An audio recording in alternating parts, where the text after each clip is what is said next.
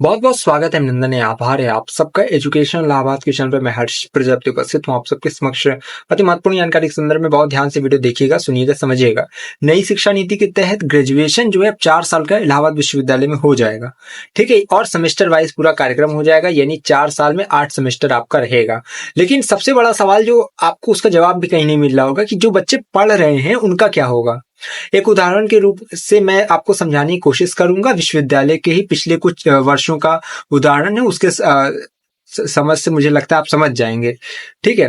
पहले बात क्या है कि जो कार्यकारी परिषद की जो बैठक हुई थी तो उसमें मंजूरी लिया गया कि अब बहुत दबाव था विश्वविद्यालय के ऊपर कि जो है नई शिक्षा नीति को लागू किया जाए और बीए, बीएससी, बीकॉम जैसे यूजी के कोर्सेज और सभी यूजी कोर्सेज को अब जो है 4 साल का किया जाए, ठीक है।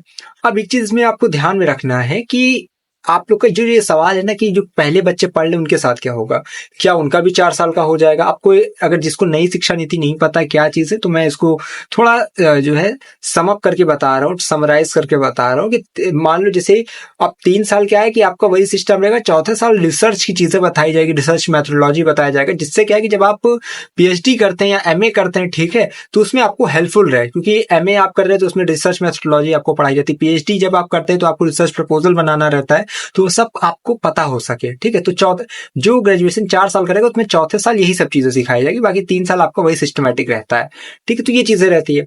अब देखो बहुत से फैक्टर है, ठीक है, तो आपको 4 साल की शिक्षा नीति जो है उसको समझना पड़ेगा, 4 वर्षीय। अब मैं बताता हूँ कि किसकी होगी किसकी नहीं होगी। अब ऐसा देखो ऑफिशियल नहीं है, और जब तक विश्वविद्यालय अपना आधिकारिक रूप से न ऐलान करते, ठीक है, कुछ भी कहना केवल आंकड़ों के बेस पे मैं कह रहा हूँ। समझो बात क्या है।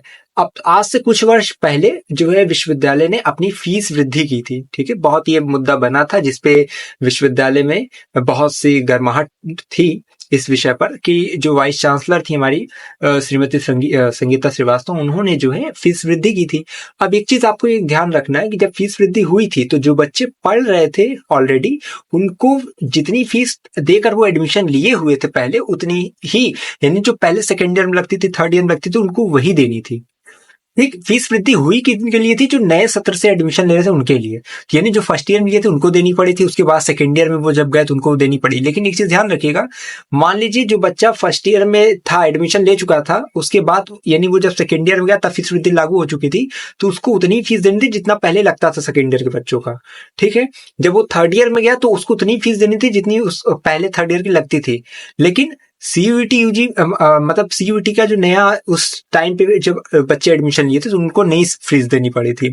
तो ये चीज होती है। तो मुझे जहां तक मेरा जो अनुभव है वो यही कहता है कि जो बच्चे पढ़ रहे हैं उनका ग्रेजुएशन में ठीक किसी प्रकार की छेड़खानी नहीं की जाएगी, ठीक।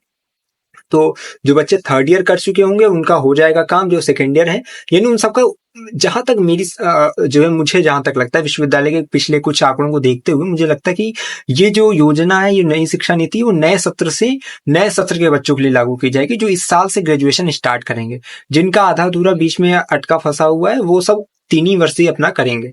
बाकी होगा क्या, ठीक है, वो तो कहते नहीं कि अंत में होगा वही जो विश्वविद्यालय निर्णय लेगा कि सब पर लागू करता है कि नए सत्र पे तो पूरी टोटली लागू होगा। लेकिन लास्ट वालों का क्या होगा, जो बीच में है फर्स्ट ईयर सेकंड ईयर, उनका क्या होगा, थर्ड ईयर वालों क्या होगा, ये आने वाले समय में पता चलेगा। लेकिन मैंने एज एग्जाम्पल आपको समझाया है कि 80% चांसेस यही कि आप सब बचे रहेंगे, जो नए सत्र में बच्चे आएंगे उन्हीं को जो है नई शिक्षा नीति के तहत उसका पालन करना होगा, 4 वर्षीय स्नातक का। बाकी क्या होगा वो लगातार हम अपडेट आपको देते रहेंगे। आप चैनल से जुड़ेंगे तो अपडेट मिलती रहेगी। बाकी परेशान मत होइए, जो होगा वो सामने आएगा, ठीक है।